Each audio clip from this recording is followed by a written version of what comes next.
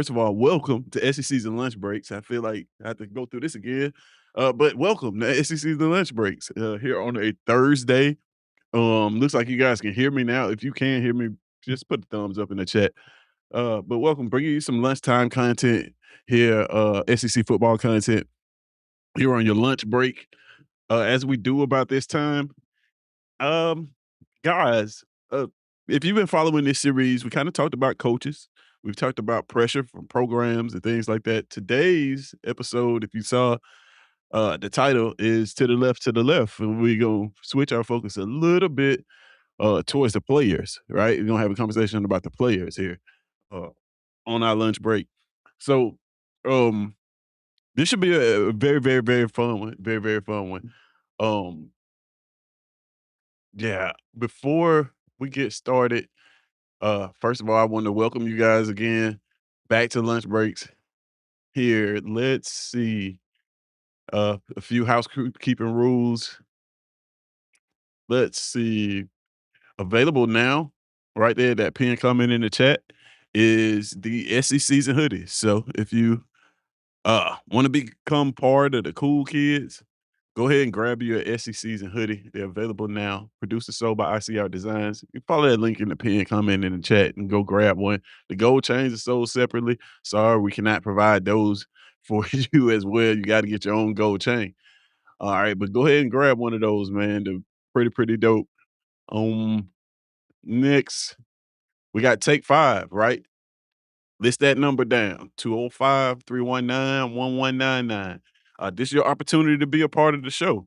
Already got a couple coming in, so this should be interesting. Once we get enough of them, I'm going to compile them and making a segment on the show. You submit a 5-second clip, 5 seconds or less. You can say a lot in 5 seconds, and it can be any take you want for the football season coming up. Anything you want to say. Uh, it doesn't matter what it is. You can drop uh that video off to that number right there, and please text only. If you call it, nobody's gonna answer, so just text only.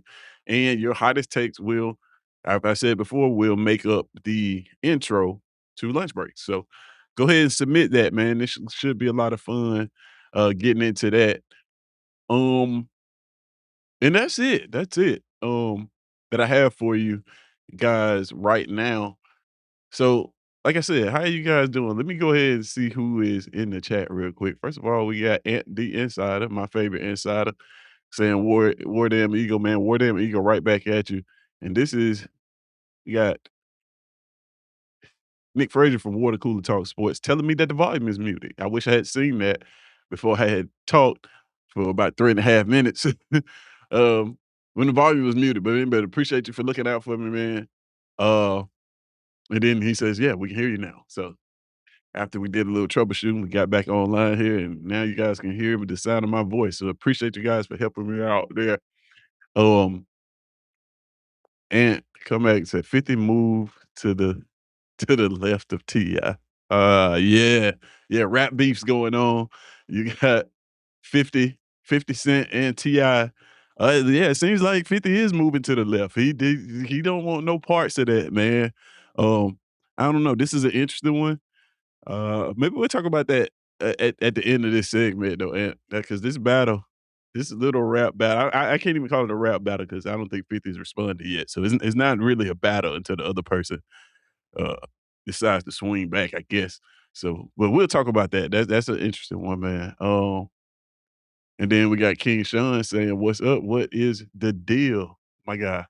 And then my guy Hollywood. Hollywood, what's going on, man? Hey, I gotta we gotta link up, man, because I got some stuff up my sleeve that I think you may be interested in. So definitely, man. I just gotta remind myself it's so busy here lately. But yeah, but definitely gotta link up, man. What's going on, Hollywood? So let's go ahead and check out real quick. Let's get you guys' first poll up on the board so that we can go ahead and get a little bit of this going. First of all, you know that we like to start with a just simple lunchtime question. It's kind of what we do around here. And this is, starting off as you guys start to come into the chat, you guys can answer this question. Of course, it is about lunch. And it's simply, what do you pack your lunch in? So when you pack your lunch, what do you decide to pack it in? Do you just put it in a fast food bag? You can just comment fast food bag and you can vote for it. It's live and interactive. Anything that you type in the comments, when you type one of these options, you see your vote appear on the screen. So this is, like I said, super interactive.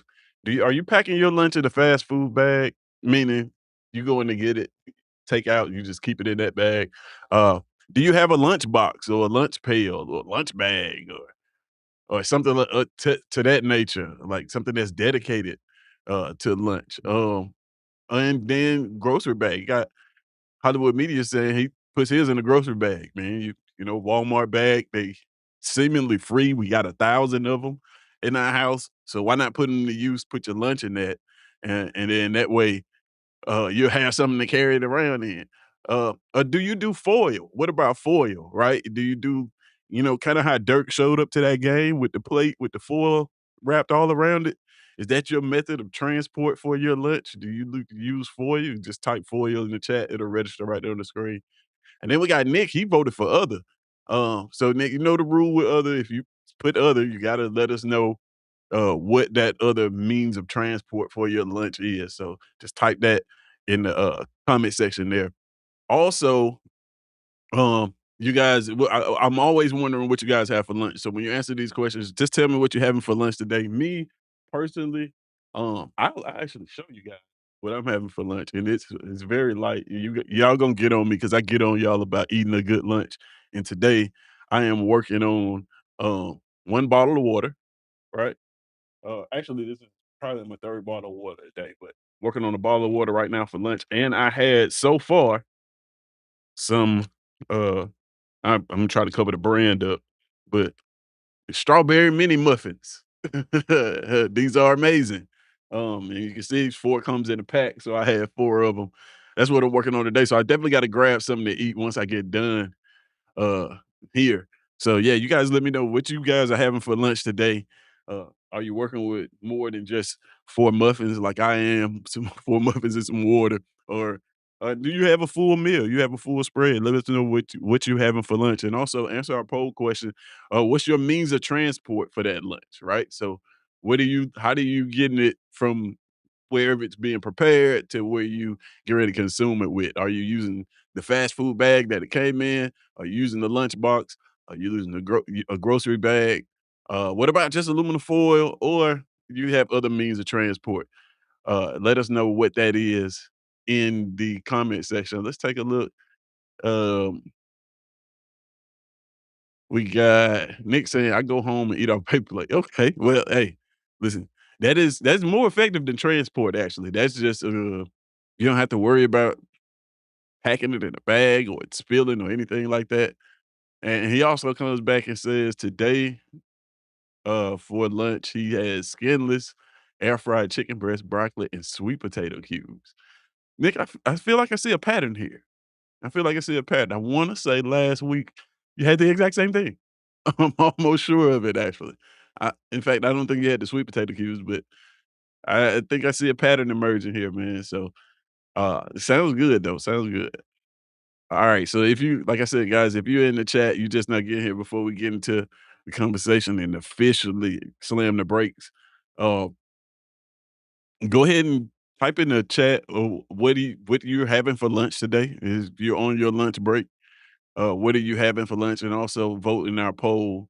And that poll is, what's your means of transportation? How do you what do you pack your lunch in? You use the fast food bags? Are you using a lunch box that you have, a grocery bag, foil, or do you have other means of transport? So you got this comment here. He's saying leftover jambalaya for breakfast and a smoothie for lunch. Hey, listen, you can't go wrong with a good smoothie for lunch. First of all, you can't go wrong with leftovers. Like leftovers for lunch, I feel like that's what dinner leftovers are for. It's like that's kind of the purpose of them. So you can eat them for lunch the next day. And then you put a smoothie on top of that. And then smoothies depend on, I don't know, man. How do you like your smoothie? Is this a healthy smoothie, or are you doing the smoothie for taste? Because sometimes you can make a smoothie that's not so healthy. uh, but for the most part, smoothies are packed with nutrition. You can get a lot more of your vital nutrients. You can drink them a lot faster than you can eat them, if that makes sense. So smoothies is always good for any meal, honestly. 392 Jay checking in saying, Tez, what's going on, Jay? That's my guy, Jay. He likes to drive fast. You can see that by the whip in the thumbnail. Uh, and the name 392 Jay. Yeah, he likes to challenge the speed limit there. So yeah, man, you guys, first of all, welcome. If you just now joined us, appreciate you guys for joining us.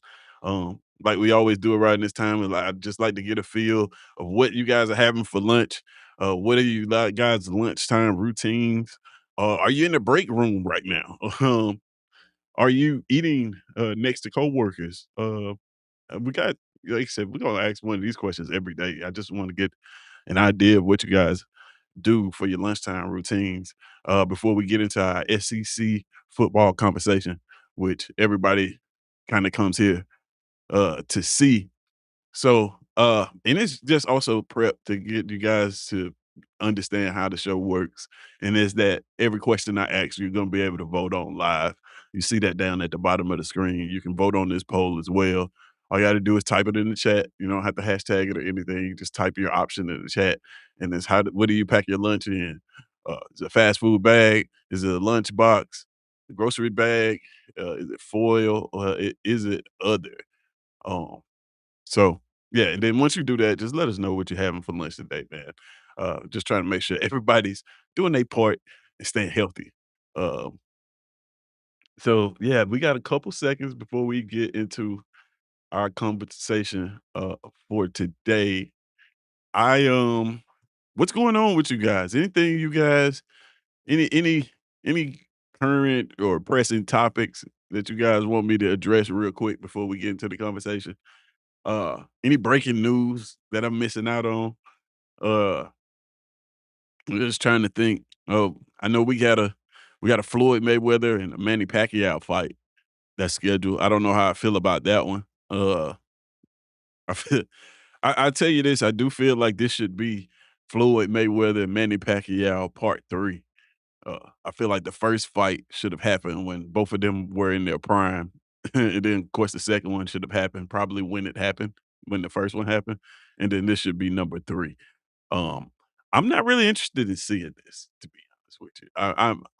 I have zero interest in old fighters fighting each other. Now, am I going to watch it? Absolutely, I'm going to watch it. I'm going to tune into it.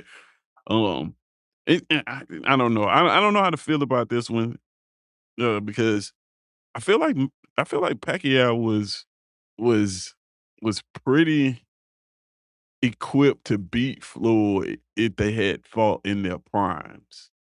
Um, I think Floyd caught Pacquiao post getting knocked out and all kind of other things. So he fought him at the right time for Floyd, I thought. And I'm not saying that, I'm not taking anything away from Floyd. Floyd's arguably the greatest boxer of all time. And it's one hell of an argument. Um, but I don't know if I want to see them at 50 get in the ring, man, and it just makes me every time I see this, it makes me wonder if one of these parties is hurting for money.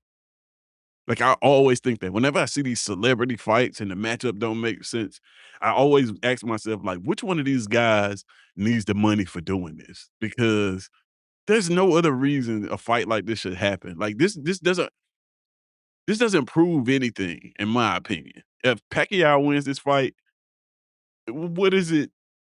I mean, I'm still gonna look at Floyd as the greatest boxer of my generation, so to speak, because I'm just gonna look at it like, man, he had to wait till he's 50 to lose. So like it's not gonna stain his resume or anything like that. And if Floyd wins, it's like, what does it do for him? Like you beat Pacquiao at 50 years old, you already the greatest. Like you haven't lost a fight. You beat all these world champions. Like I just don't get it. Like it just seems like a money play to me. I don't know. You guys tell me what you guys think about that.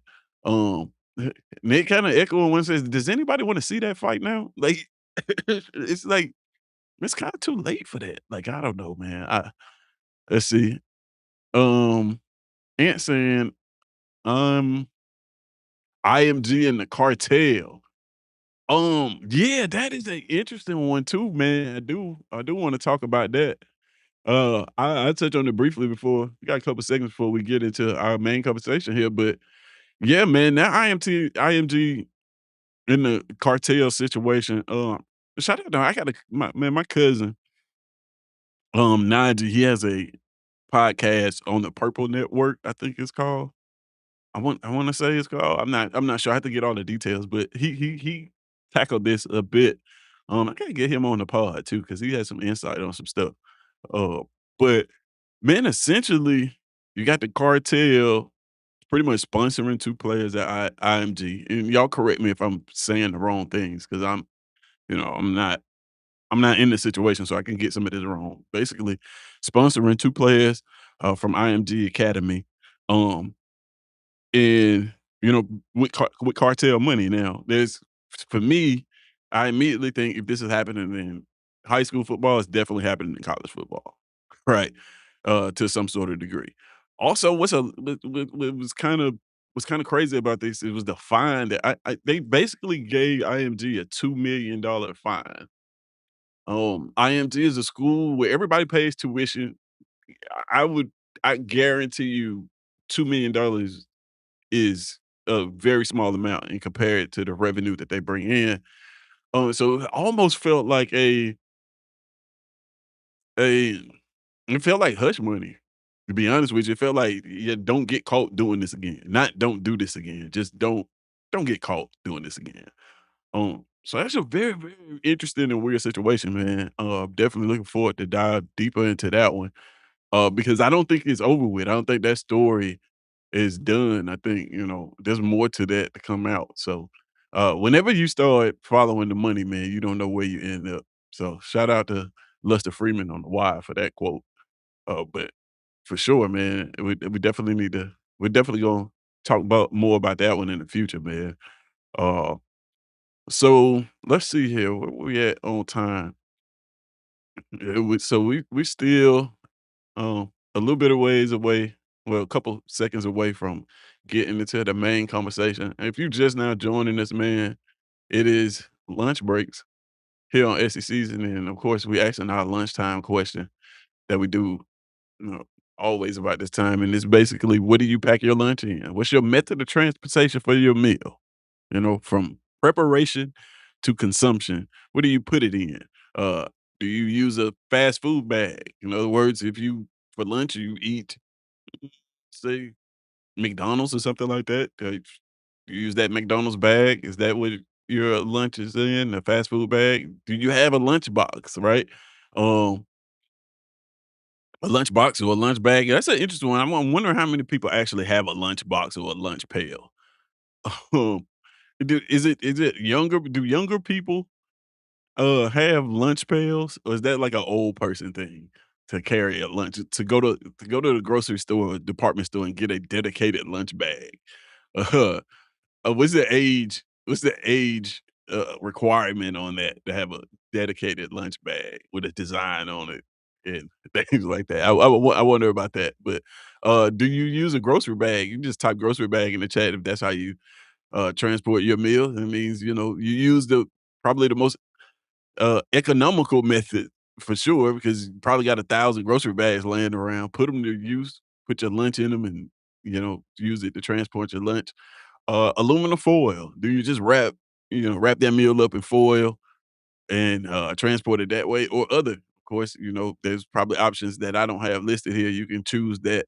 So, yeah, all you gotta do is just type in the chat whatever, method of transportation you use, and also let us know what you are having for lunch today. I already did if you just joined us, I already told you guys what I'm having for lunch. I'm having a water. Well, I'm having a water right now, and I had, these little mini muffins. I had the strawberry kind is what I'm working on right now. These are pretty good. If you guys know, you know. Yeah, what's funny about those, I remember seeing a meme, about those muffins. They actually had it was a box truck, full of those muffins. And it was like, I bet, the caption was like, "I bet it's like 32 muffins on there." And I was dying laughing because, like, if like, it's not a you get that big box of muffins and there's probably like 8 of them in there. It's not a lot in there at all, but they are really good. Um, we got 392 Jason, got an electric lunchbox that warms my leftovers. Shout out to the whole wifey for taking care of a driver. Listen, hey, shout out to that comment, 392J, because only a wife would take care of a person like that, right? I think I I'm not gonna speak for all men, but I'm gonna speak for a large majority of them and say that this is kinda stuff that we don't think about, right? Like, we don't think about this. We would just show up and with no other options to eat the lunch cold. Like we don't really care about it like that. But to get this man a electric lunchbox that warms up his leftovers, that's thoughtfulness right there. Right. That is not just buying a gift. That is what does he need? Getting the man what he needs. I love that. I love that. Um, so I'm gonna go ahead and get into the conversation, man. We got a little bit of uh time left in this first segment, but I'm gonna go ahead and get into the conversation again. Uh, First of all, if you still want to vote on this, you can vote on this. Let me know what's your preferred method of transport for your meal, uh, for lunch, and you can vote on that at any time by just dropping whatever option in the chat. And you'll see it here registered live on screen. Right now, we got a 50-50 split between grocery bag and other. Uh, and I think 392J, he has a lunchbox, but he didn't actually type lunchbox, so it didn't register. But I think if he's got an electric yeah, he's got an electric lunchbox, so I know he is goes up on a lunchbox as well. And he comes back and he says, "Facts, I got clown." He said, "I clowned her when I got it, but this joke is the truth." Yeah, that's kinda how it happens, man. Like, some of the times you get stuff as gifts that you don't really know you need, and you're just like, "Why would you get this?" And then a month later, you're inseparable with that object, man. Women have a great job of buying gifts like that. That on the surface, you're like, I don't need this. What am I gonna do with this?" And then a month later, you can't do without it. That's what happens when you get a thoughtful gift. So shout out to the wife, for your wife for that. Um, so like I said, you guys can always vote in these polls right here, but we're gonna get into hey, we're gonna officially slam the brakes on this thing and get into the conversation here. And of course, there's gonna be live interactive polls. And in order to vote in these polls, you have to be subscribed to the channel. And what does subscribing to the channel get you? It gives you an opportunity. Well, not even an opportunity. It gets you inside of the most prestigious group in college sports today, and that is the Keyboard Collective. And and being a member of the Keyboard Collective is what affords you the opportunity to be able to vote on these shows and have your results registered live. So go ahead and hit that subscribe button so you could become a member of the collective today.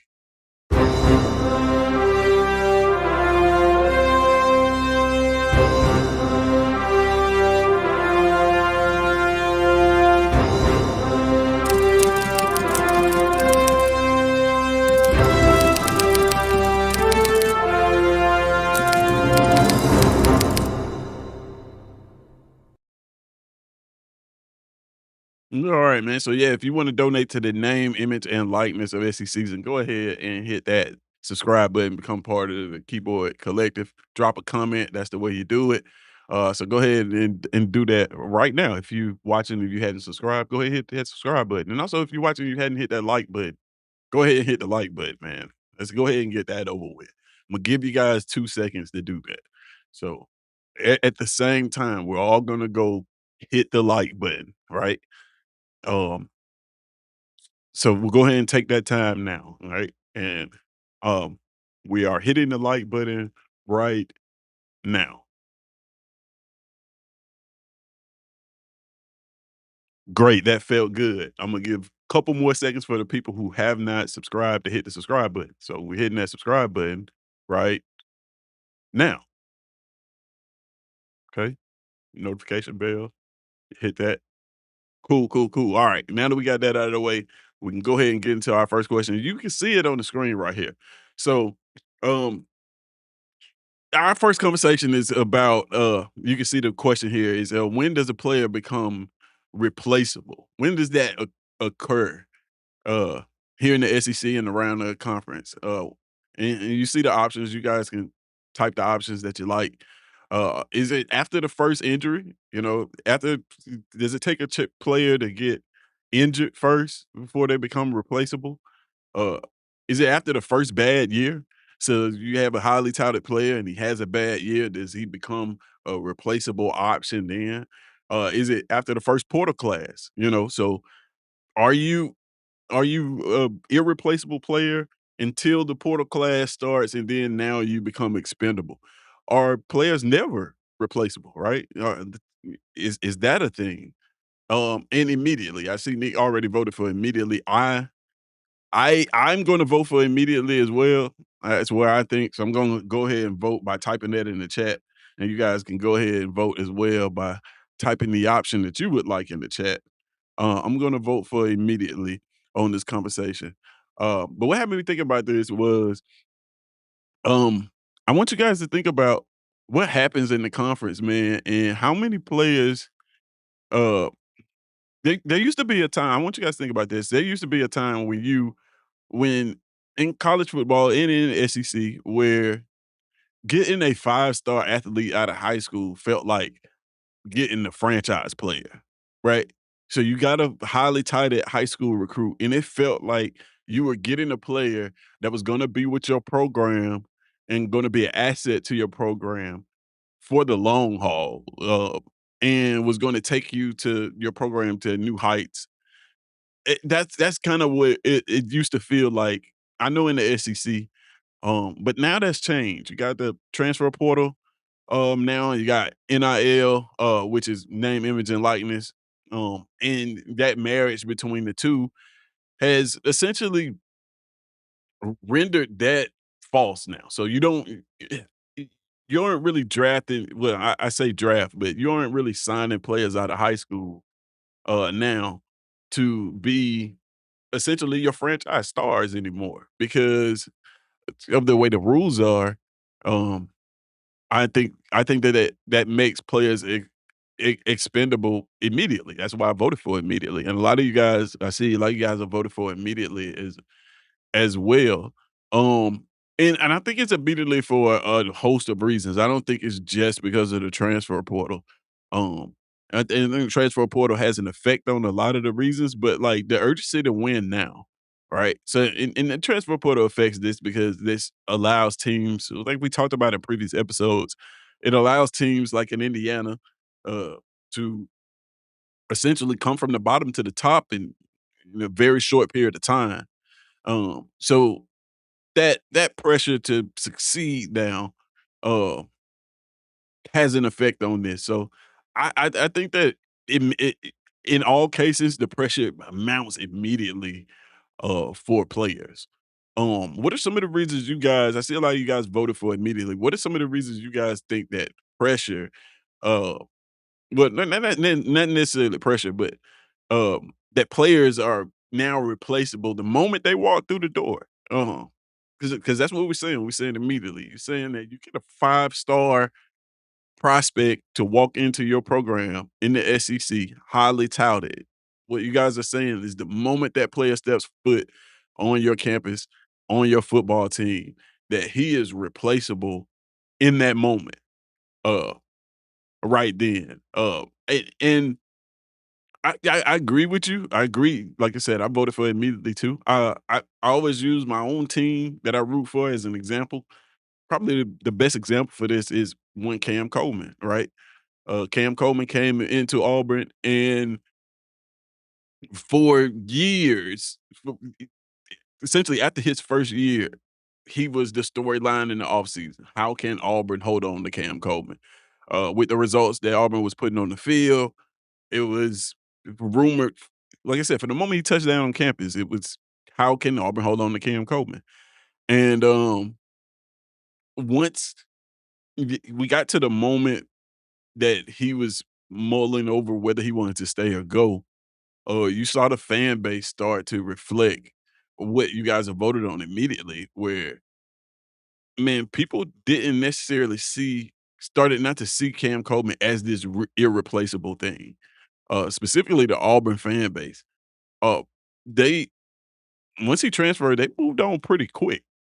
They moved on pretty quick. It was a pretty immediate switch. It was almost maybe I give it about a week or so, and after that, Auburn fan base and the people surrounding the program had moved on. A lot of that was taking the attitude of the new coach that they brought in, but it was surprisingly quick the way people moved on. It was so fast. The fan base moved on from Cam Coleman so fast that other fan bases from other teams took it as almost disrespect. It's like, man, you're not respecting what this player was for you because you guys are already moved on to the next thing. Um, so if a Cam Coleman can be replaceable, so to speak, I don't know if I can find like what makes an athlete now irreplaceable. Um, so we got Annette coming in and said because there is a player in the portal who has more experience and ready to step on the field right now instead of hoping that a player catches on. Yeah, yeah, that's very true, man. He, it's always probably I ain't gonna say it's always a better option in the portal because that's not necessarily true. But there's usually going to be a legitimate option in the portal. It's definitely going to be something uh, serviceable you can find. I think at every position you can find a serviceable player in the portal every year. So, to your point, yeah, that is correct. And then let's see what you got. It says, if a player is not producing or wants to leave, then you have to go elsewhere and get a return on your investment. Yeah, but yeah, that's true. If that player is not being productive, uh, when you say return on your investment, are you speaking from the player standpoint, return on the players, who's making the investment that you're referring to getting the return on? Um, are we speaking to like the school as investing with NIL dollars, or are we speaking about the player investing time in themselves to get better? Who are we speaking on making the investment there?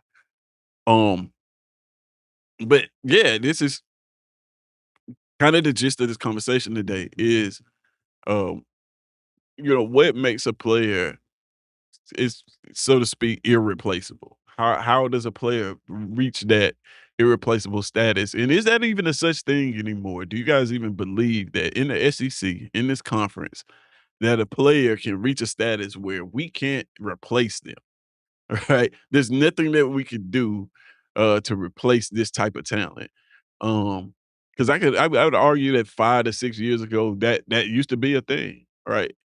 Um, we got Huggy checking in. Huggy, what's going on, man? He's speaking. He's saying, "What's going on? To see y'all in 20." So he said, "Give him about 20 minutes, man, and he'll be back." So, yeah, think about somebody like a Derrick Henry, right? You take Derrick Henry, put him in today's college football space. Is he a player that's irreplaceable? Would you look at Derrick Henry in today's football and say a player like that size, that skill set, that speed, that much of a physical specimen? Would you look at a player like Derrick Henry and say he's irreplaceable? We cannot go on without him as a program. if we lose this player, it's a detriment to our program. Even the Cam Newton, think about that. Cam Newton, fast forward to these times with transfer portal and NIL, Cam Newton's on your team, and then all of a sudden his name hits the portal. As a fan, do you feel like you're losing a player in a Cam Newton that you simply cannot replace and have the same level of success that you would have had he been on the field? Um, is that still a thing now? Does that because it definitely was a thing before? Because I feel like in 2010, being an Auburn fan, I feel like, had we lost to Cam Newton in that season, it'd have been pretty tough to replicate those results with one without him, right? To say that he wasn't.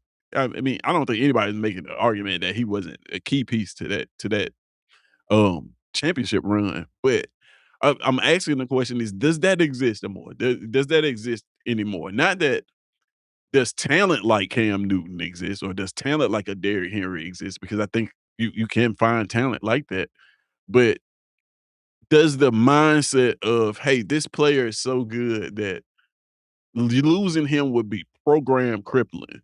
Um, I remember Cole, uh, I remember Cole Kubelik spoke on this, and he said that, "Hey, there's no player that is program crippling. Losing no one player is program crippling." So, like, uh but it kinda felt like that in previous years before, all of this movement from player to player. It kinda felt like that. Um, is that a thing? Is that a thing? Is there such thing as, you know, program crippling players where they're irreplaceable, so to speak? King Richard, shout out to you, man. He coming in saying immediately, and War Damn Eagle back at you, my guy. All right, so we're gonna move on to the next question here. It looks like you guys are saying, um, that a player becomes replaceable immediately the moment they step foot on campus, right? The moment they step foot on campus, they get off the bus, they get their dorm assignments, hand them the playbook, let them know their schedule, and then right after that, it's you can go if you want to. Right? So we saying immediately these players are replaceable. So I got another question here, another poll question for you guys. Uh Moving this right along. So let's talk about from the players' perspective. What do we think matters more to players? Because some of we talk about players being replaceable, as in the school moving on from the players.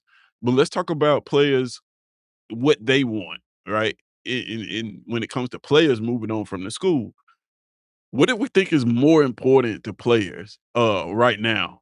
Um, is it health? The players generally looking forward to just staying healthy, having healthy seasons, putting good tape on film from healthy seasons. Is timing important?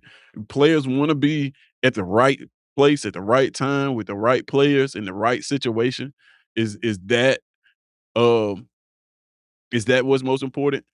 Fit can kinda go with timing, but I separated them because I think fit is a little bit different. Is it a scheme fit? Do I fit what this team is trying to do right now?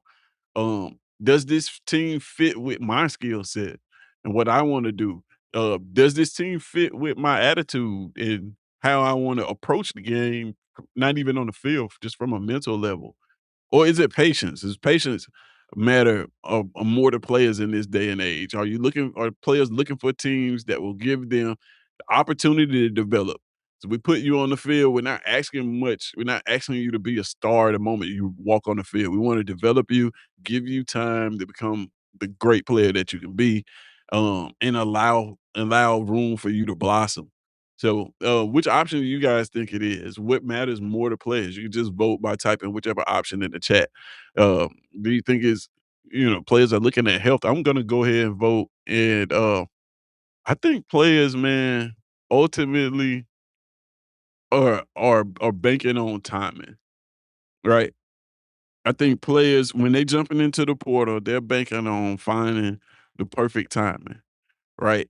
They're trying to find an Indiana Kirk Cinetti situation uh in real time. So they're trying to find that team essentially that you can help put over the top and to win a national championship. So I just think that timing for players matters the most. Um, and even probably in the portal more so than actually money.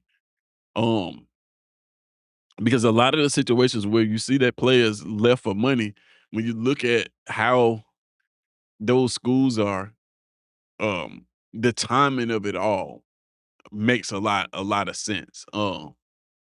If we use Cam Coleman as an example, we may as well keep doing that. When you look at, Cam Coleman to Texas, now Texas, don't get me wrong, we all know Texas has the money to afford any player that they want.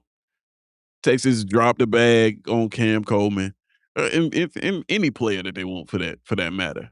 But more so than it just being a money grab, which you'd be naive to think that money wasn't part of it. But I think the timing of what's going on in Texas is now. Texas is receiving a lot of hype because of w- because of said timing. You have Arch Manning going into his second year. He's the people who are on his side are expecting him to make a jump in that sophomore year. What Texas is able to do in the portal, with bringing in Hollywood Smothers and a couple other players, it just seems like Texas is on the trajectory on paper to take the next step, and to get to you know college football playoff national championship hunt. It seems like that. So yeah, when as a player, if I'm highly touted as, a Cam Coleman, I'm looking at that.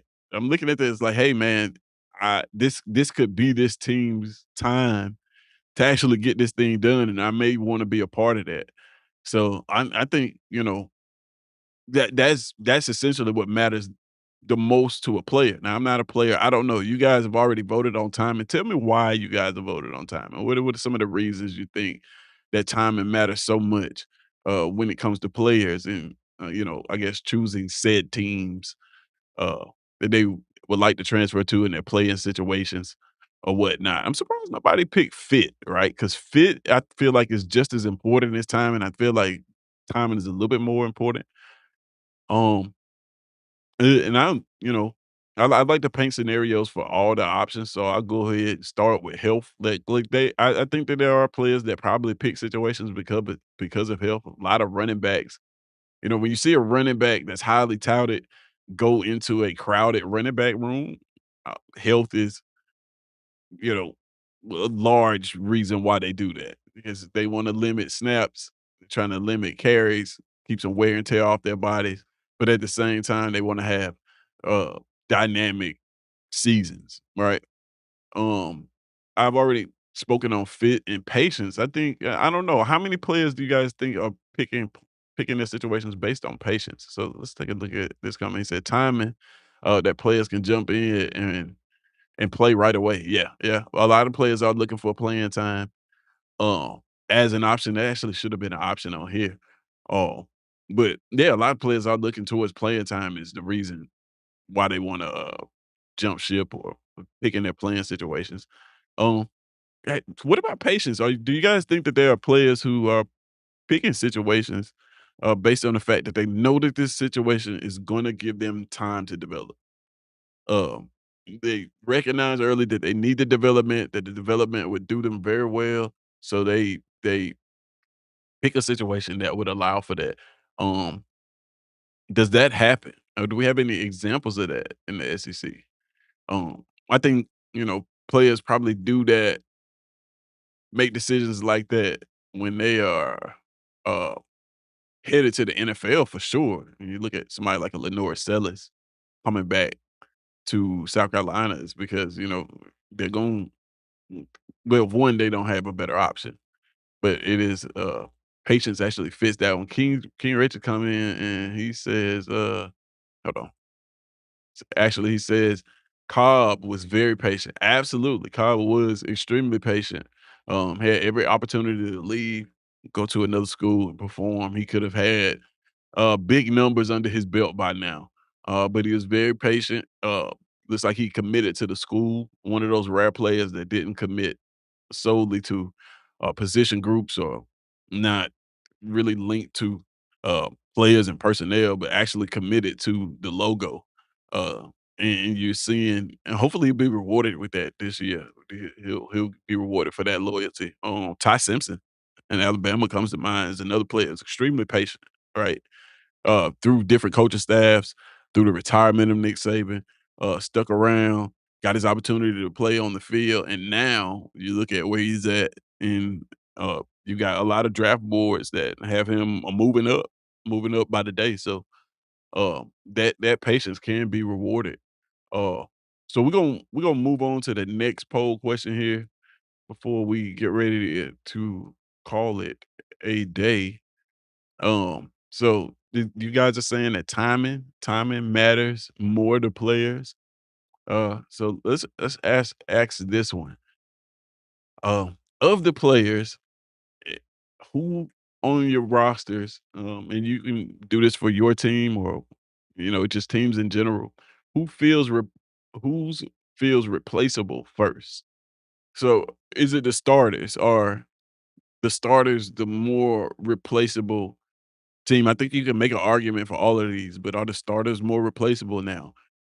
The depth pieces, right? Are those more replaceable uh players now? Freshmen, we talked about a lot about the transfer portal and how coaches and programs are valuing experience. So are those young guys the guys that are the most replaceable? And what about veterans? What about older guys? Right, you may have older guys on your roster who just haven't it just hasn't seemed to click for yet. Could it be the veterans? Again, totally interactive. All you got to do is type whichever option you think in the chat. It'll register here live on the screen. Um, but I'll talk about a few of these options and how it could actually be any of these guys.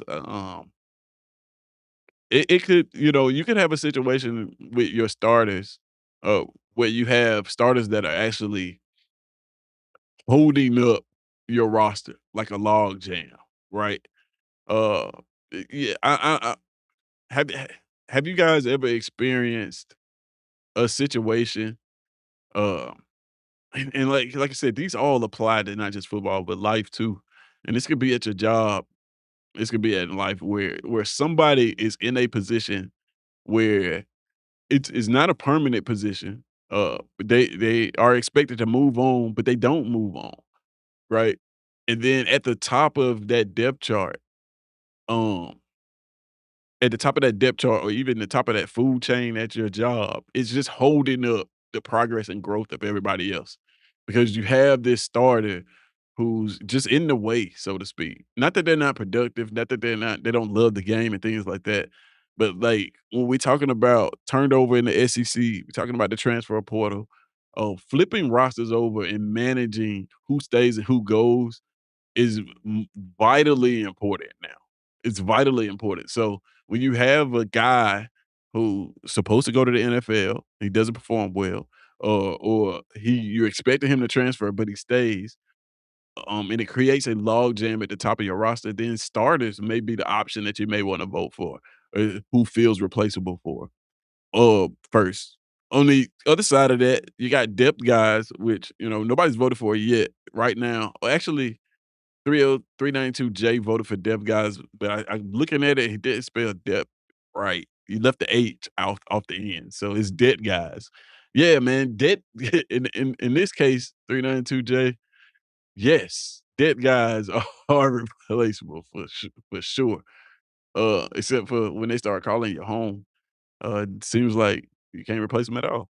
It's just, but depth guys, man, it could be a situation where you could have too much depth, right? And I know that sounds like it's not possible, but if you don't have players at the top of your near the top of your roster that you feel like could be starters, you could have at a position a entire group of second string players, so to speak.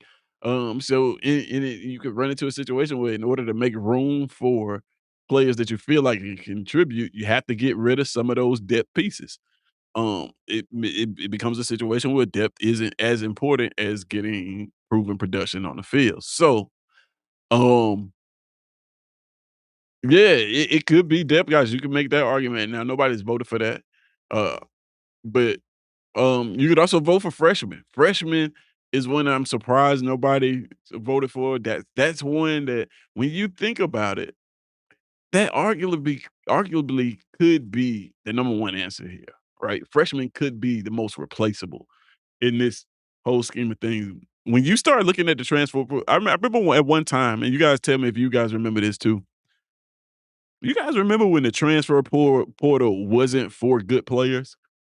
I think this was pre NIL probably. But do you guys remember that? Remember when like the players in the portal were just players that other teams didn't want. Um, and it was frowned upon to try to build a roster with transfer portal players. It was like using leftovers as secondary players. Uh, People were still preaching high school recruiting to the death of them. High school recruiting, high school recruiting. This was not that long ago, by the way. This was not like this was, 10, 15. I'm not talking about 10, 15 years ago. I'm talking about, 3, 4 years ago. Uh, this was a thing where so now now the transfer portal has become the hotbed for recruiting. Like it is, I could argue that it's the thing that coaches look forward to the most is the portal. When you talk about coaches complaining about the schedule, they're not complaining about it because of high school recruiting. They complaining about it because where the portal window falls, um, and how it falls after high school recruiting and things like that. So yeah, like I said, it used to be that time where um freshmen. It used to be that time where the the players in the portal weren't very good. Now you see a lot of red shirt freshmen in the portal, right?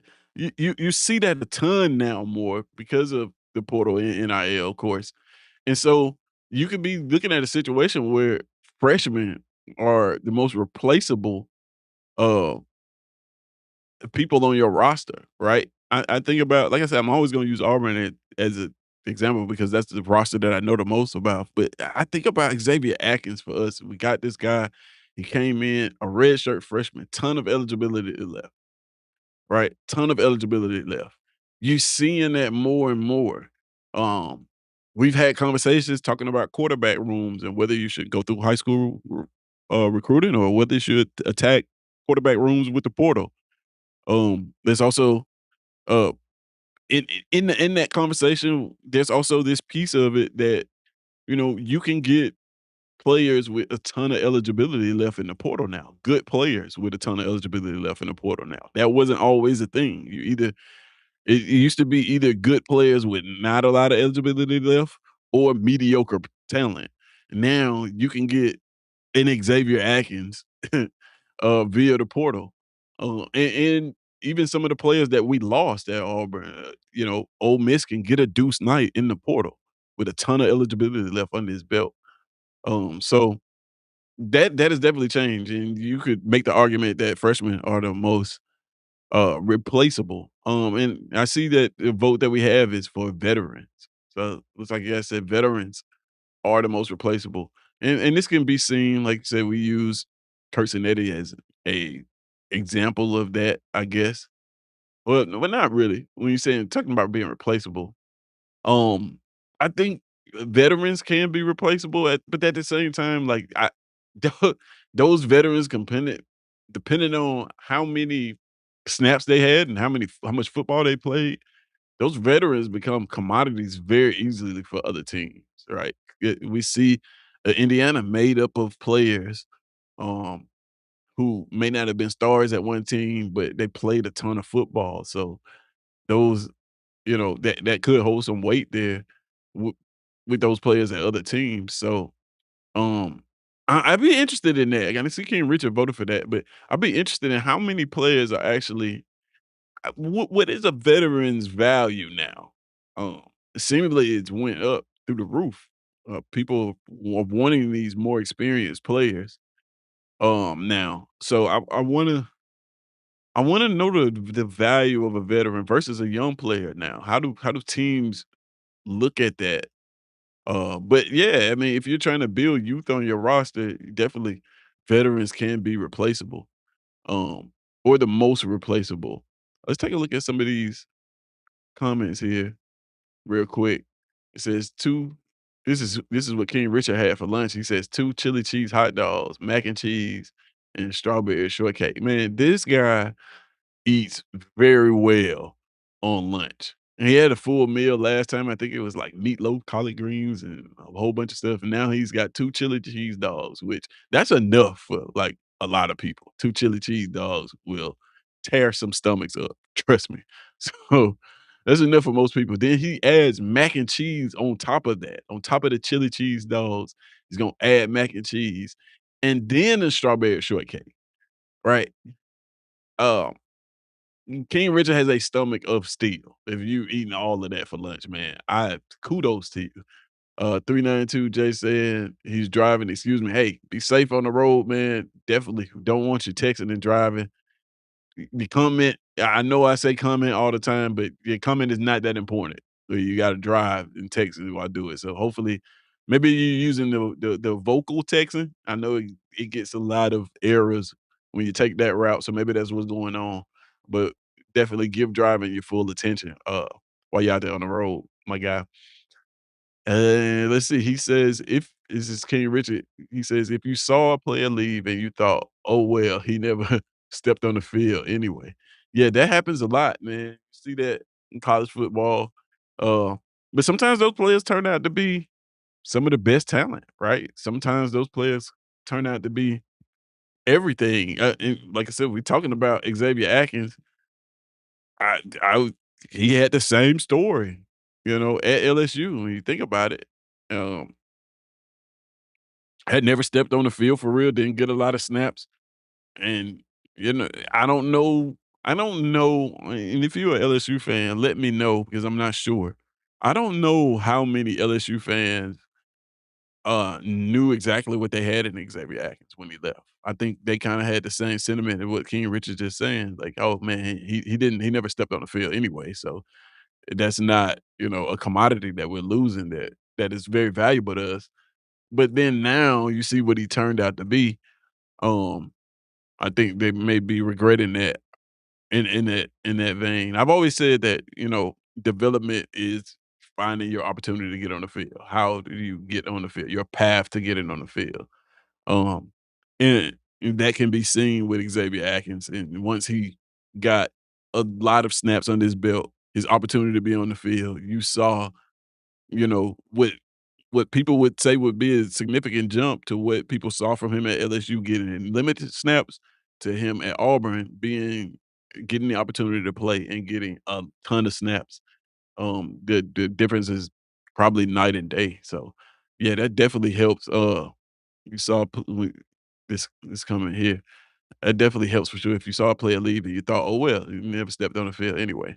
Um, let's see here. And he says, and only 5'9", 194 pounds. I'm not sure what we're referring to.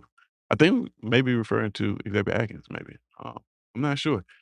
Um, but yeah, man. So this has been a fun conversation, of course, about players and are the players replaceable?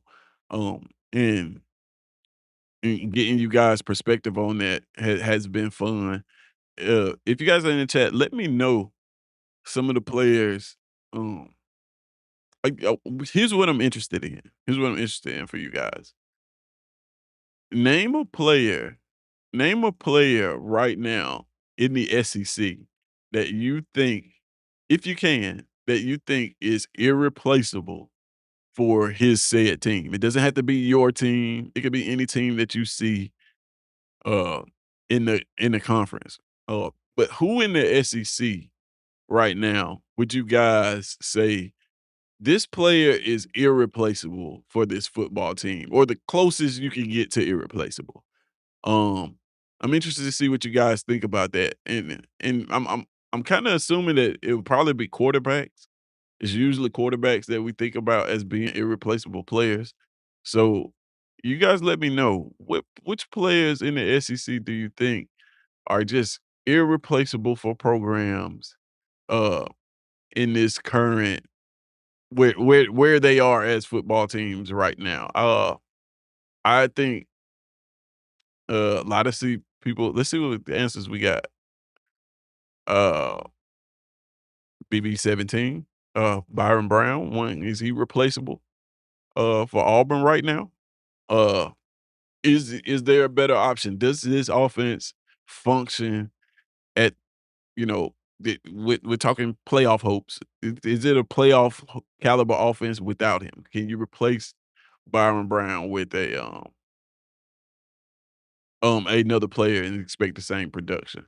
Uh, Trinidad Chambliss comes up. This is what Huggy says. Trinidad Chambliss is a player that is irreplaceable for for Ole Miss.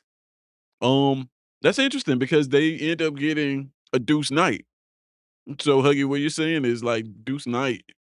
You don't feel that Deuce Knight would be able to replace the production that Trinidad Chambliss would bring to I'm sorry, not LSU's, but Ole Miss's roster and team, and garner the same amount of success.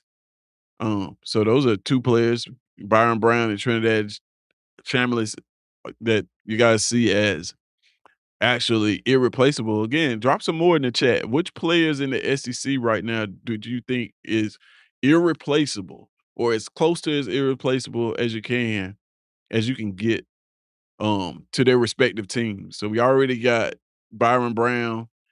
You guys saying that Byron Brown's probably irreplaceable for Auburn. Trinidad Chambliss irreplaceable uh for Ole Miss.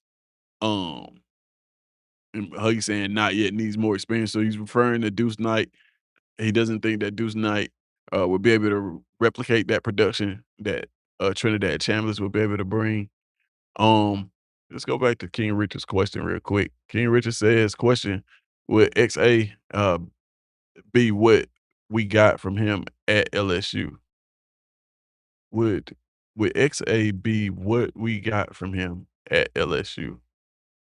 I'm not sure exactly what you're asking there. Um, would he be what we got from him at LSU? Um, I think it'd be more than what we got from him at LSU. Um, I don't know, Ken Richard, you have to clarify that. I'm not sure exactly what you're asking there. He's also saying the way I eat, man. Hey, this dude eats like a king. That's why his name's King. And shout out to Huggy. I stole that from him actually. Um, and he's saying he agree with Huggy that Deuce Knight probably needs more experience. Uh, Again, yeah, you guys just joining us. We're having a conversation. Yeah, it's centered around uh, the players and players being replaceable. If you go back in this broadcast, you can see some of the poll questions we asked. Right now, we just kind of chopping it up. I'm asking you guys in the chat, name some players that you think right now, currently in the SEC, are irreplaceable for their current rosters. Right. So what player do you think, if you were to take them off of their football teams, their SEC teams right now, it would be program crippling, for that team, or as close to it as you can get. Um, which players out there do you guys think that would be? Um, I think, you gotta look at Lenore Sellers. Lenore Sellers may be one of those players. You got South Carolina down there. I don't know what the contingency plan for, him. Um Lenore Sellers is one, and then Huggy says he's coming in and tell us what he had for lunch. He says Jack Link's trail mix and blueberry flavored almonds. Blueberry flavored almonds sounds very interesting, Huggy. You're going to tell me a little bit more about those, because that sounds like something I would eat. King Richard saying if he had stayed at LSU with XA. Oh, I see what he's saying. Okay, if he had stayed at LSU, would Xavier Atkins have the production at LSU that he would have had at Auburn last year? I'm not sure. I'm not sure he would have had the same production simply because I don't know if he would have had the same opportunities. I don't know if LSU was actually looking at him as a starter at that point. Uh I could be wrong, of course, but I think that's one of the reasons you hit the portals because they're not looking to put you on the football field. So I don't think he would have had that type of production because I think what provided Xavier Atkins with a lot of the production that we saw was the mere fact that we put him on the field a lot and he made plays a lot and he got those opportunities. So yeah, I don't know if I can necessarily say he would have had the same type of production. Would he been the same great player? Probably so. I think a lot of what you see from Xavier Atkins comes from inside of him. So I don't think you know that dog in him is that dog in him. That wouldn't have changed much. You could put him on any team, you still probably gonna get that. But um, would we have that same type of production from a number standpoint? That's always a interesting game that you got to play with snaps and is he getting on the field and things like that. So I'm not sure. I'm not sure. Um, Huggy saying, yeah, put sellers on that list. Yeah, so yeah, this list is a list of players that you guys think that if they were to leave their program right now would be irreplaceable, would be program crippling. Um, how many players do you think in the SEC that are really, really close to being that? And does that even exist in this conference anymore? Or is there such thing as program crippling players? Where it used to be. Um, Now do we see that anymore? The example we used earlier is Cam Coleman, whereas Cam Coleman was looked at as a program crippling transfer, but when it actually happened, you saw it took about a week. It took about a week for the fan base, the program, and everybody to kind of move on. And like I said, when Cam Coleman transferred, it happened. The fan base and the program moved on from Cam Coleman so quickly that other teams took it as disrespect. Other teams looked at it and said, "Oh, well, you guys never cared about him anyway." Um, the Auburn fan base was saying, "Hey, we brought in some players that matched his production." Other team fan bases pushed back on that and said, "Hey, you're not going to try to pretend like these players are better than Cam Coleman," and rightfully so. It's a legitimate argument, but the it wasn't this lingering thing where people thought that the team was going to sulk in it and it was going to be the narrative. I don't even think this is going to be the narrative going into next season. If you really think about it, if had this been another season, Cam Coleman leaving Auburn would have been a narrative that continued all the way into the season. I think that this program has moved past that already. We won't even. The only time that'll come up is at the end of the year when we comparing receiving stats, but like it won't be the storyline for Auburn. So, like, and I'm not saying that just because I'm an Auburn fan. I'm saying for any program, it seems as if people have moved on from players leaving very, very quickly. The same thing happened. I'd say same thing happened on last year. I look at Caleb Downs was the commodity when he hit the portal. Highly rated player hitting the portal. When he moved on, after he moved on, it took the Bama fan base, some time. Of course, people were upset about it, but I'd say by the time the video game came out, he was they had forgot about that. He was, a Ohio State guy. So like I'm wondering, that's why I'm asking this whole thing is like out of these players, that for these teams, player right now that's program crippling for a football team. Some of the names that we've heard, um, so far, Trinidad Chambliss, if he were to leave Ole Miss, would be a program crippling loss. It's saying that he may be irreplaceable. Um, Lenore Sellers is one in the current situation down there in South Carolina right now. If you take certain Lenore Sellers out of that situation, we kind of don't know where they go in that direction. And then a lot of people, we got Auburn in Byron Brown. People saying that Byron Brown is a irreplaceable commodity for Auburn. You take Byron Brown away from Auburn, all of a sudden Auburn does not know where they're going in their future. So those are the three players that I've seen listed. If you guys can think of another player, by all means, throw that in the chat. Um, I'm trying to think of. I think maybe last year Ty Simpson would have been that for Alabama. Whereas you take him out for that season, what do they have left? Um, how do we feel about Ahmad Hardy in Missouri? A lot of what they do hinges on him being able to run the football and being as a dynamic of a running back as he can. Is it program crippling if they were to lose an Ahmad Hardy at Missouri? Um, let's see. King Richard saying there's so many hidden diamonds in the rough these days. It's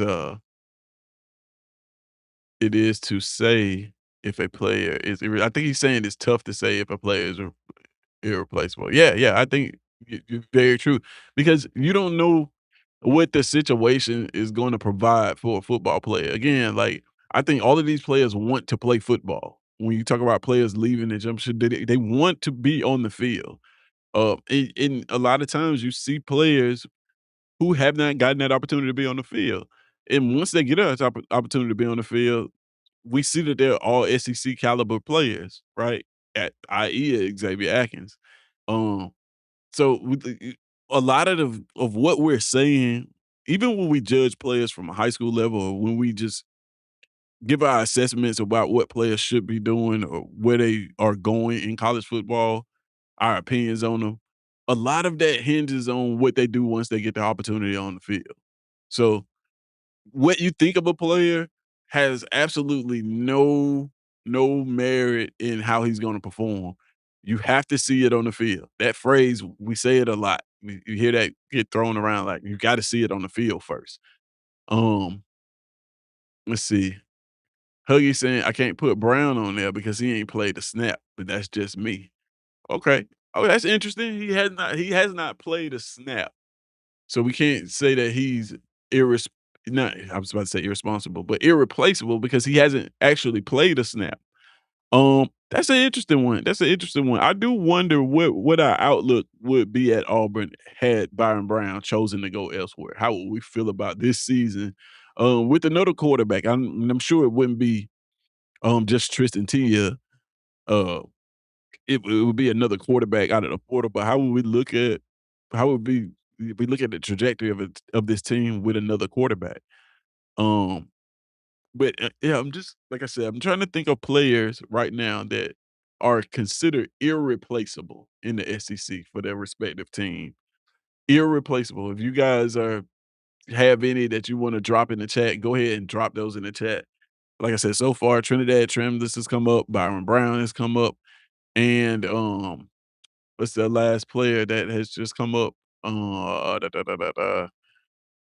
Trinidad Chambers, Byron Brown, and I mentioned Ahmad Hardy, maybe, is one. Let's think of some more. What are some players? What about Marcel Reed's situation? You think Marcel Reed is irreplaceable right now for Texas A&M? You got a lot of talent around him with Mario Craver coming back. That running game still seeming to be intact. Is Marcel Reed a irreplaceable? We look at him as a player that's irreplaceable. Um, how about Gunnar Stockton?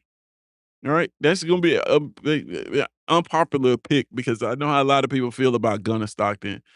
And it's how we feel about Georgia quarterbacks in general. They aren't flashy, they aren't the sexy name, but they are insanely effective once they get the opportunity. Is Gunnar Stockton that player for Georgia where you say, without him, what is this team? Do we look at Gunnar Stockton as an irreplaceable player? Um, Alabama fans in the chat, who in Alabama? What Alabama player would you say is irreplaceable for you guys right now? Do you have that irreplaceable player? Um, let's see. I think we'd be in the same spot we in now, but let's not like act Brown. Let's not act like Brown is a guaranteed success. I mean, yeah, I mean, I give you that. It's true. He's not a guaranteed success. There's no guarantees in this business for sure. But I think we have similar optimism simply because I love the coach, but I don't know if necessarily we'd be as high on this season if it were another quarterback. He said, "I only say Brown because, with it being the first season with it being the first season with AG, he's had a lot of time in this system, and he's able to show what the offense can really be like for the future." Yeah, yeah, that's his outside of the physical presence of Byron Brown and what you saw from him on the football field last year, uh, the thing that translates the most for him right now is the fact that he's spent so much time in the system. So that's what people are high on, is his knowledge of what this team wants to accomplish. So again, like I said, you guys are just joining us. We're asking the question, what players or are there any players that you guys feel like is irreplaceable for a football team in the SEC? So you take any team, like you said, Trinidad Chambliss came up. Uh, do you feel like Trinidad Chambliss is a player that's irreplaceable? Program crippling if he were to leave. Byron Brown came up for Auburn. Is he a player that's irreplaceable? What are some players that you guys can think of that are just irreplaceable for said teams if they were to leave? And does that actually exist in the SEC anymore? Is there such thing as irreplaceable? How do we feel about Texas? Do we feel like Arch is an irreplaceable player? Do we feel like Cam Coleman for them is an irreplaceable player? As in, if those any of those players were to leave, uh, it would be detrimental, insanely detrimental to their football team. What about John Mateer? I think John Mateer may qualify on that list as a player that, without him, he may be an irreplaceable player. But then at the same time, Oklahoma does so much on the defensive end of the football that you can, man, you may be able to plug another quarterback in there and be serviceable as long as their offense is decent.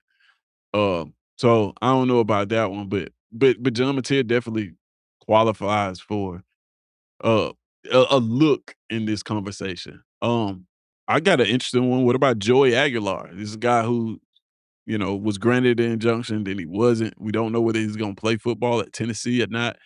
How do we feel about that? Is he an irreplaceable talent? Now, what's interesting about that is a lot of people thought that Nico was an irreplaceable talent for Tennessee.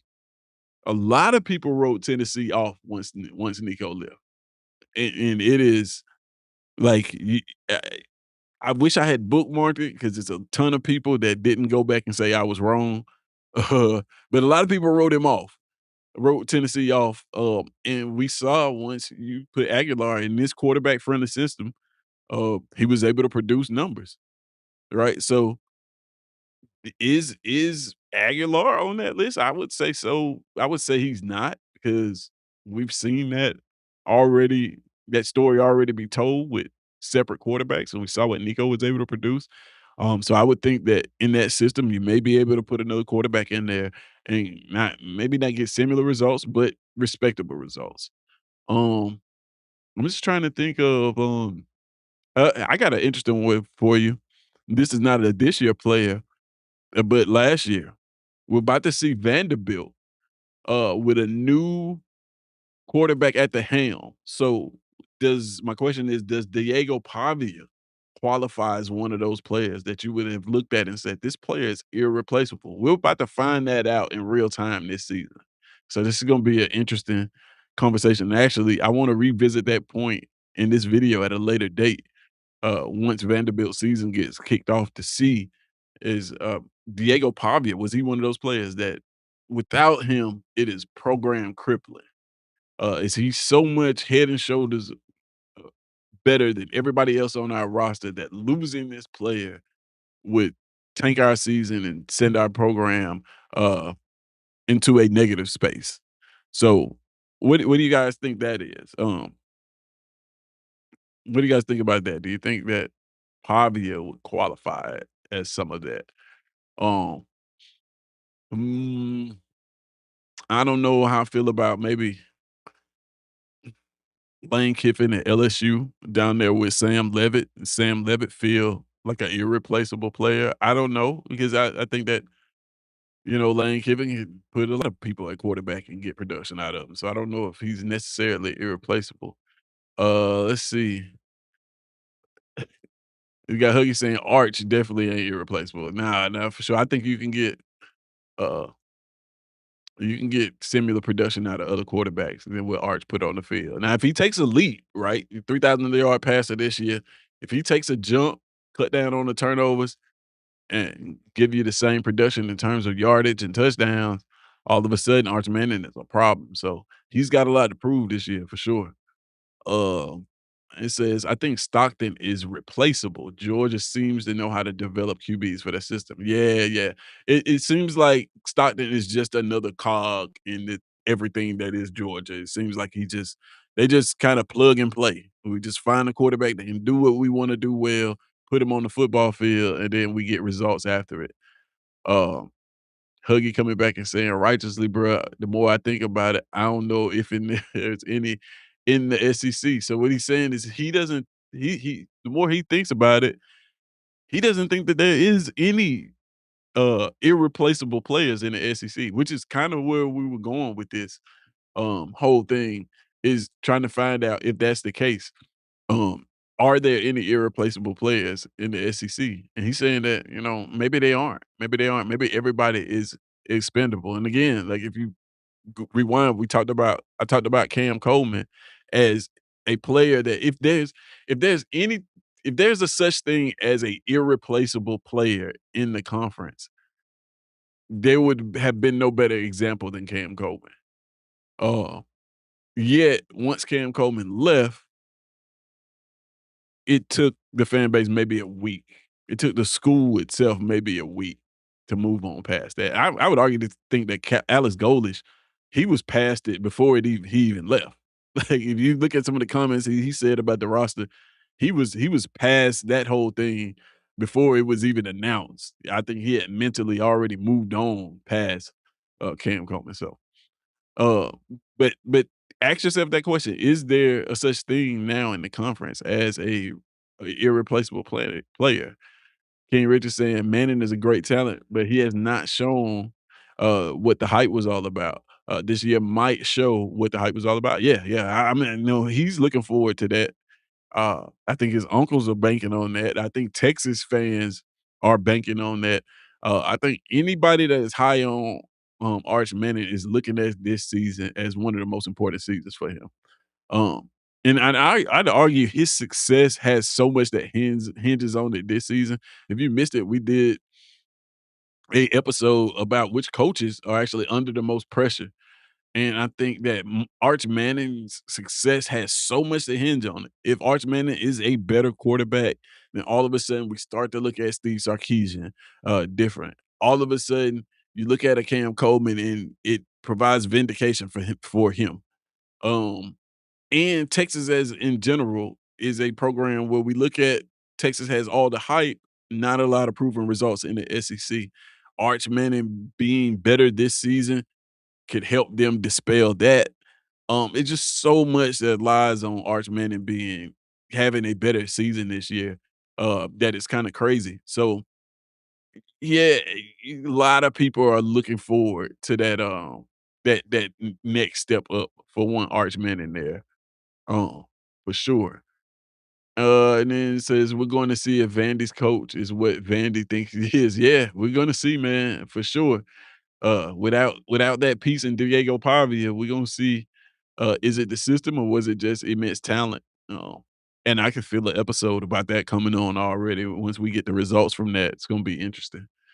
It says, I'd say having experience for your current team as a starter would make you irreplaceable more than potential. Yeah, yeah. Experience also at key positions can make a player irreplaceable. Um, He says, King, right about that. UGA can find a quarterback. They seem to be able to develop them to fit their system. Yeah, that is very true. Seems like they evaluate that position very, very well, develop that position very, very well to what they like to do. And Huggy saying he's out, man. Got to get ready to clock back in. And we're about at that time too. And everybody speaking, saying, he's saying, we're a damn eagle and he's out. All right, man. So this has been an interesting conversation, man. We talked in this conversation about whether players are irreplaceable, whether there's such thing as an irreplaceable player uh anymore. And this is what we do on lunch breaks. We kind of slow the conversation down on the other platforms on SE Season. We do a lot about the X's and O's and have you guys vote on a lot of the you know measurable things in college football. This is where we talk about things that are a little bit more nuanced. So this conversation has been a great one about whether you guys think that players are irreplaceable or not, whether a irreplaceable player actually exists in college football anymore, more specifically in the SEC. Really fun to chop it up about this. You guys can still drop your opinions in the chat. What do you feel about that? This has been lunch breaks. Of course, always relate this to some type of work environment or scenario. Again, are is that a thing in the workplace? Is there such thing as irreplaceable players in the workplace? Um, can you be so good at your job that your job can't get rid of you? Is that a thing? I think it is, man. Uh I know some people who had careers that have I won't indulge in specifically who this person is, but I know a person who had a career doing one thing for an organization for a very, very, very long time. And they were so good at that one thing that after they retired, the job had to call them and contract them back to work because they couldn't find anybody to do that one thing that well because this person had done it so long. Um so yeah, I think in the workplace you can find workers uh, that are irreplaceable. You may be eating lunch to one right now, next to one right now. The person sitting next to you on your lunch break may be the person that the company views as irreplaceable. And a lot of times when companies view employees as irreplaceable, it's because of it, it's because of experience and execution and know-how of their job. Uh, so to find examples of that in college football in the SEC, so to speak, uh, the examples that we came up with for players that may be irresponsible, they kinda all fit that mold. Experience, execution. We talk about Byron Brown, we talk about how long he's been running this offense. We talk about how he's able to execute it. He's played a ton of football. Trinidad Chandler's the same way. He's played a ton of football. He's executed this offense. We saw him last year execute it to a playoff level. Uh, Lenore Sellers is one who's played a lot of football, and had a hiccup last year, but we saw when he was great, he was great. So, kinda just like, in the workplace, you can have players sometimes that are seemingly irreplaceable, but, in the grand scheme of things, they're all expendable. Remember that about corporate America as well, man. There everybody's expendable, to the right person. So, let's see. King Richardson, I've seen people get really good at their job, but get cocky and get fired. I've also seen an employee retire, and it took 2 or 3 people to do that one job. Yeah, man, that is very, very true. That's kinda what I was speaking on. Yeah, you seen people get really, really good at their job, and then, they kinda start feeling themselves, and next thing you know it, they having to find another job, right? That may happen in college football too. You see situations where, you know, players get really good at their job, and then they first thing they do is head to the portal for another opportunity and then find out nobody else wants them, right? So they end up having to take a lower tier job, a lower tier position. Um I think, one situation that comes to mind is, look at Deuce Knight's situation. Deuce Knight was very I ain't gonna say very vocal about leaving Auburn, but he had some things to say, uh, that were I mean, he's a kid, so I'm saying that they were immature, but he is a kid.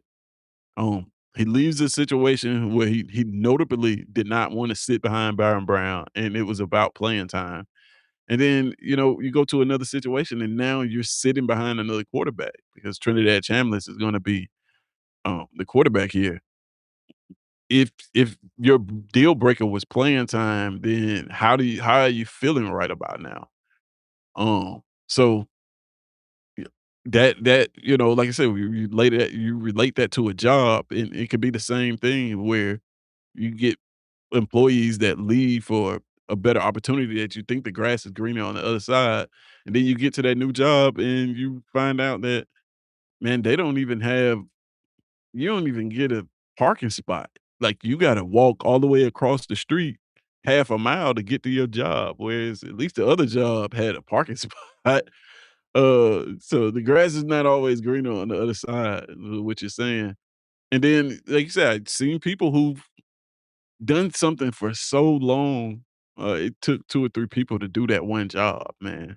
Um, and we've Man, we've seen that, same example you know, at Auburn, we've seen players like a Cam Newton, even players like a Nick Marshall to where as once they left, the offense had to, use multiple people to replace the production that they had. So, that's definitely a thing. Nice Knight and Ole Miss and White at Baylor. Yeah, that's definitely true. DJ Ladway is definitely at Baylor right now. So that's the storyline to watch and his as well. Going to another company, um, not liking the company that he was in, or maybe that company not wanting his services. I'm not sure how that all went. And deciding to go to another company in Baylor, and we'll see how he performs at that company, right? We'll see how he performs at that company. He's definitely one of the more talented quarterbacks that they've had down there. I think Sawyer Robinson is talented, but I think DJ will Ladway from an athletic standpoint and from a sheer size standpoint, uh, brings more to the table than what Sawyer did. Even though Sawyer, at least I got tons of respect for Sawyer Robinson. Uh, but we'll see. We'll see how that actually works out for him, down there at Baylor, and whether, like we said, whether this company that he worked for originally, uh, whether that situation was the best for him, or whether this new company that he's working for now is the best for him. So, like I said, man, this has been a fun conversation with you guys on lunch break. If you missed it, again, we're talking about whether players could be irreplaceable or not. If you're catching this on the rewatch, man, drop some comments in the chat of some players in the SEC that you think that there is no replacement for on their said team. So with that being said, man, I'm about to get over here to the outro as I get ready to get up out of here, man. This has been a pleasure, as always, kicking it with you guys on your lunch break. Um, Bringing you guys lunchtime content. Again, let me know how you guys are feeling this spot, feeling this time slot, uh, in the whole nine, trying to continue to do this. And let me know how you guys are feeling the topics, right? Like I said, trying to be a little bit more nuanced with these conversations. If there's anything out there that you guys want to have a conversation about that is below the surface of just stats, wins, and losses, um, you can always submit those. You can drop them in the chat. You can DM me, or wherever you can get in contact with me. You can suggest those things there. Info at SECZN.com is the email address. So by all means, if you have suggestions on that, just submit them there. So again, I appreciate you guys. Don't forget, down there in the pinned comment section is the SECZN hoodie link. Grab your SEC hoodie. Grab your SECZN hoodie today. Also be on the watch out for all of the graphics from the previous show, which was Tuesday, when we ranked the coaches that were under the most pressure in the SEC. So I'll be putting those graphics out where you guys can check out that conversation. We had a lot of fun doing that, and just more content, man. Be on the lookout for that. Again, man, I appreciate you guys, each and every one of you, for coming and tuning in during your lunch break. You could be doing anything with your lunch break, but you decided to tune in to SECZN with Tez. And so I really, really appreciate that, man. We got Aubrey Dad checking in, and he's saying, War Dad, you back at you. Aubrey Dad, man, are you going to lunch or leaving lunch, man? We on the way out. I hate I missed you. But you can catch it on the rewatch, man. If you're just now heading into lunch, it should provide you with a great conversation, man. This has been a pretty dope one.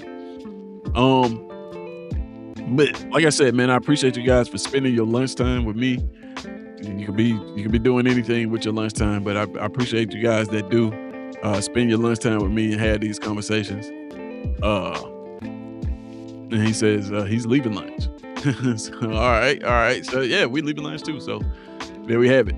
But again, appreciate you guys for that. I appreciate everybody that I part with. So go ahead and check those guys out, man. Want to go over to Water Cooler Talk Sports? Definitely want to subscribe there. Want to go over to Sharpshooter Sports Talk? You definitely want to subscribe there. Auburn Addicts, uh, Auburn_Addicts with DC. Want to subscribe there. Tight Sports Alabama Megacast. You want to subscribe there. JMHO Sports, Coach Sean. You want to subscribe there. On the Block Sports with Coach Carl. You want to subscribe there too. The Negative Free Zone with Coach Al. Definitely want to drop him a subscription and check out these guys' content as well. Don't just subscribe to be subscribing. Go watch the videos, man. It's a lot of great content on there. So with that being said, like you guys know, I'm just working on 4 of these for my lunch right now. I'm working on 4 of these little strawberry shortcake muffins. And right now I've got half a bottle of water that I'm working on. So I got to go grab some real food. Putting something on my stomach. So about to get up out of here, man. This has been a great one. And as we like to say about this time, it's SEC season for sure. And breaks off. Go clock back in. We out.